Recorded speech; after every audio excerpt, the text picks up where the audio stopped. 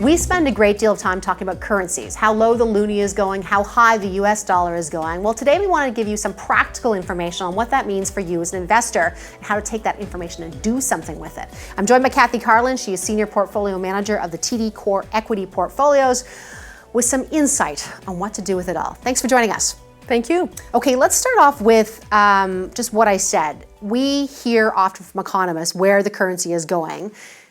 Now what? What do you actually do with that information as an investor? Right, it's an important question. Yeah. And I think there really are two layers to that question. Investors need to understand the impact of the currency on the companies that they're investing in. And they also need to look at the impact on their own portfolios. Okay. We spend a lot of time actually, I think, talking about impact on portfolios, but I think the company piece is interesting. We've seen headlines from companies like Procter & Gamble saying, big currency impact hit their top line significantly. This is an example of a company that gets impacted, greatly by currency swings. Yes, that's right. Any of the large US multinationals, they had a tough quarter, and a lot of them have pointed to the currency impact, where they're selling their products outside of the US and then translating those sales back into the stronger US currency. There really is a big headwind for them on that front. Okay, so strong US dollar, bad news for companies based in the States selling abroad. Correct. Okay.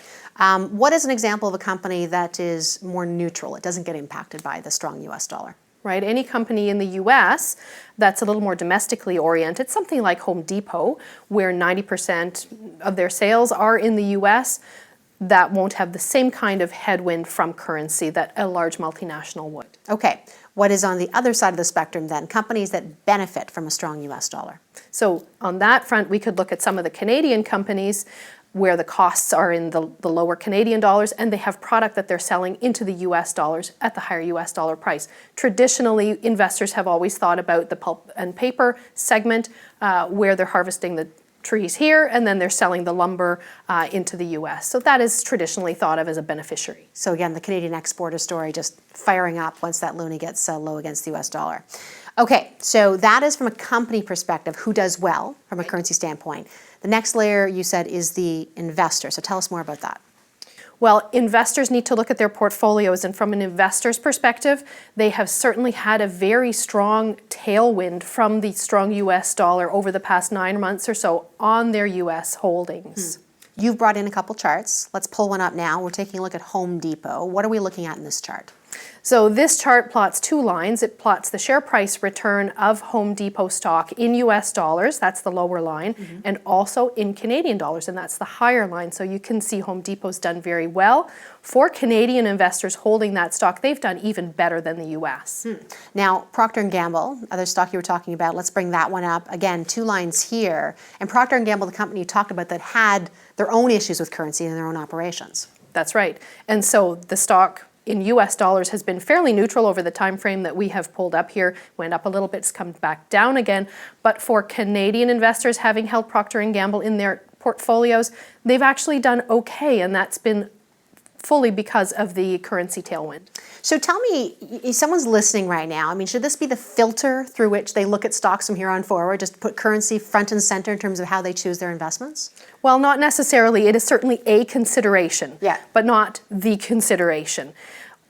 Investors look to the US for other reasons as well. It's important to have some US stocks in there for most investors for diversification reasons. Also, for investors that maybe want to spend money in the US, it's very good to have US stocks in there. And of course, we know that the US economy is doing very well. Okay. If someone is taking a look, and I know you mentioned this to me earlier about just US stocks have done better.